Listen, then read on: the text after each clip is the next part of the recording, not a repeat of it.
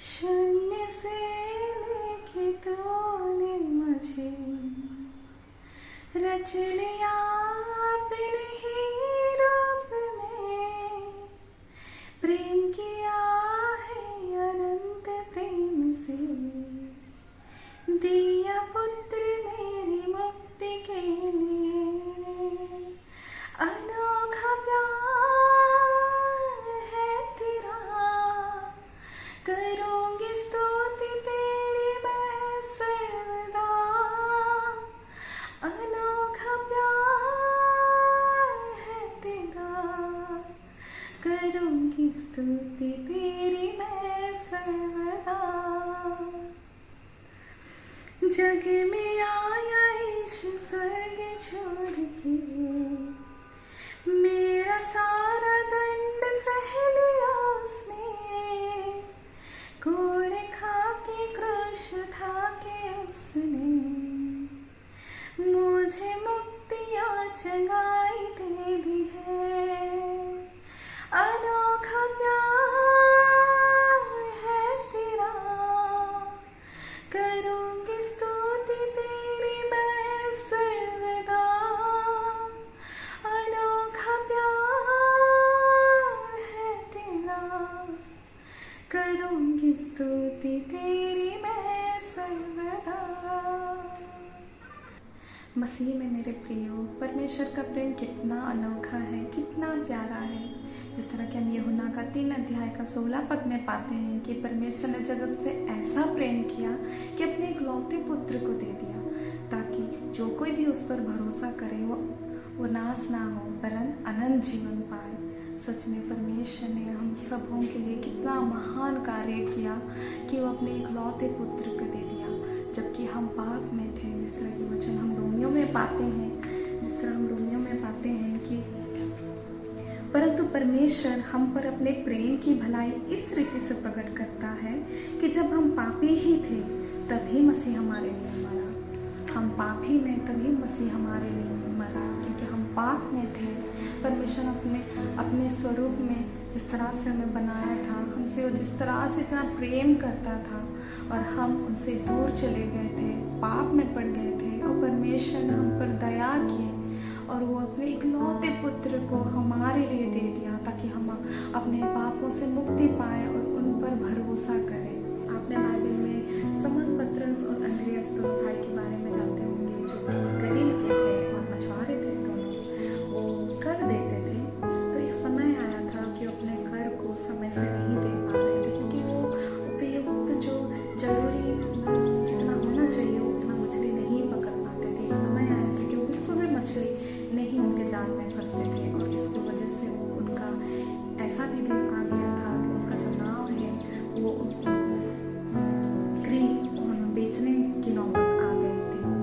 तो ऐसा भी समय आया कि वो नाव को ना बेचा जाए, ना ले जाए रोमीवासी, तो इसलिए वो सबत के दिन में वो मछली पकड़ने के लिए निकल जाते थे रात को, क्योंकि उस समय में सबत बहुत स्ट्रांगली मानते थे हर कोई। उस दिन कोई कुछ काम नहीं करता था। तो ऐसे में वो ऐसा भी समय आया था कि रोमियों को भरमाने भी लगे थे, और ऐसे ही धीरे धीरे करते हुए वो छूटने लगे थे, झूठ बोलने लगे थे, बहुत मुसीबत में पड़ गए थे। उनके पास सिर्फ लास्ट दिन बचा हुआ था, आखिरी दिन बचा हुआ था उनका अपना कर लौटाने के लिए, और अगर वो मछली वो नहीं पकड़ते उस रात तो अगले दिन उसका नाव बिक जाता। लेकिन अफसोस वो रात भर अपने दोस्तों के साथ, उनके दोस्त भी आते हैं उनकी हेल्प करने के लिए, पर कोई भी मिलके वो पकड़ नहीं पाते हैं मछली, और वो पूरी तरह से निराश हो जाते हैं। जैसे सुबह होता है वो थक जाते हैं और निराश हो जाते हैं, पर जैसे ही वो झील के किनारे आते हैं तो उनका मुलाकात होता है यीशु मसीह के साथ। यीशु मसीह की नज़र में वो दया होता है, वो प्रेम होता है, उसे देख के वो प्रेम से भर जाते हैं, उसकी चिंताओं को देख के वो प्रेम से भर जाते हैं। वो खतरे में था, मुसीबत में था, और उसे देख के वो प्रेम से भर जाते हैं, और उन्हें वो आदेश देते हैं कि थोड़ी अंदर जाके वो मछली को पकड़े। और वहाँ जाता है, वो इतनी मछली पकड़ता है कि वो कभी बिलीव भी नहीं कर पाते। इससे उनके दोस्त लोग भी आके उनकी जो नाव होता है वो भी टूट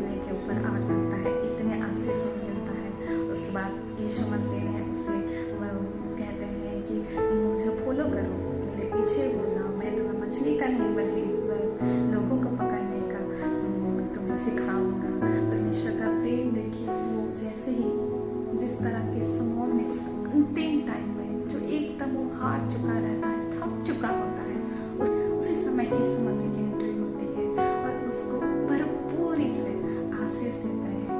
और आज हम उसी प्रेम को वेट करें, और ये प्रेम हम कहाँ ढूंढ रहे हैं? दुनिया में ढूंढ रहे हैं। दुनिया ये प्रेम थोड़े समय के लिए है, मिल जाएगा, हो सकता है ढूंढने से मिल भी जाएगा, पर वो कुछ ही समय के लिए होगा, क्योंकि लोग आजकल एक जगह में टिक नहीं पाते हैं, उन पे हम पूरी तरह से भरोसा नहीं कर पाते हैं, और जब वो छोड़ के चले जाते हैं, वो नेगेटिव वाइब्स आ जाते हैं, वो अपने में वो बुराई ढूंढने लग जाते हैं।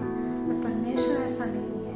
परमेश्वर वैसा प्रेम नहीं करता जिसे लोग करते हैं। परमेश्वर का प्रेम इटर्नल है। कैसा है परमेश्वर का प्रेम? कैसा था जो कि हमें मिलता है पहला कुरिन्थियों 13 अध्याय में हम देखेंगे, चार अध्याय में हम देखेंगे, प्रेम धीरजवंत है और कृपालु है, प्रेम डाह नहीं करता, प्रेम अपनी बड़ाई नहीं करता और फूलता नहीं, वह अनरीति नहीं चलता, वह अपनी भलाई नहीं चाहता, झुंझलाता नहीं, बुरा नहीं मानता, कुकर्म से आनंदित नहीं होता, परंतु सत्य से आनंदित होता है, वह सब बातें सह लेता है, सब बातों की प्रतीति करता है, सब बातों की आशा रखता है, सब बातों में धीरज धरता है।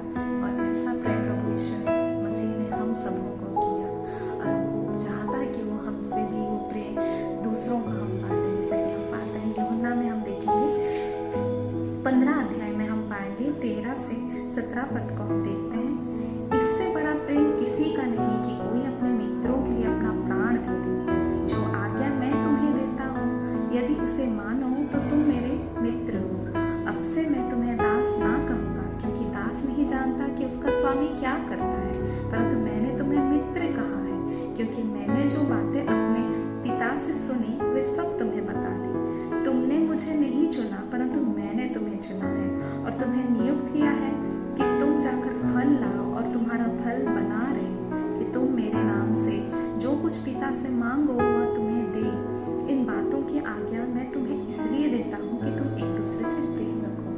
उनका क्या आज्ञा है, जो कि 12 पद में देखते हैं, मेरी आज्ञा यह है कि जैसा मैंने तुमसे प्रेम रखा वैसे ही तुम भी एक दूसरे से प्रेम रखो। कैसा प्रेम रखा? वैसा प्रेम जो हमने देखा कि परमेश्वर ने हमसे निस्वार्थ भाव से उन्होंने प्रेम किया। आजकल की दुनिया से हम ऐसा एक्सपेक्ट कर सकते हैं क्या? नहीं ना, ऐसे लोग नहीं है, लेकिन परमेश्वर है जो कि अभी भी वो हमें ऐसा प्रेम देना चाहते हैं। हम आज पाप में भले ही पड़े हैं, आप अगर कह रहे हैं कि मैं तो पापी हूँ, मेरे से हर एक दिन पाप हो जा रहा है, हर एक दिन किसी ना किसी माध्यम से मैं किसी ना किसी थ्रू से मैं पाप कर देती हूँ, किसी कहीं कुछ देख के, कहीं कुछ करके, कुछ बोली से, गुस्सा करके, बहुत सारे ऐसे कुछ माध्यम से मेरे से पाप हो जाता है। ऐसे में परमेश्वर कैसे मुझे प्रेम करेगा? नहीं प्रियो, वो ऐसा परमेश्वर है जो एक मेमना के लिए, जो कि खो गया रहता है, उसे ढूंढने के लिए वो जो 99 मेमने होते हैं उनको साइड में रख के, वो जो खोया हुआ मेमना रहता है उन्हें वो ढूंढने के लिए चले जाते हैं। वो ऐसा प्रेम हमसे करता है, बल्कि उससे भी ज्यादा वो प्रेम करता है, वो प्रेम देने के लिए तैयार है। बस आप दुनिया में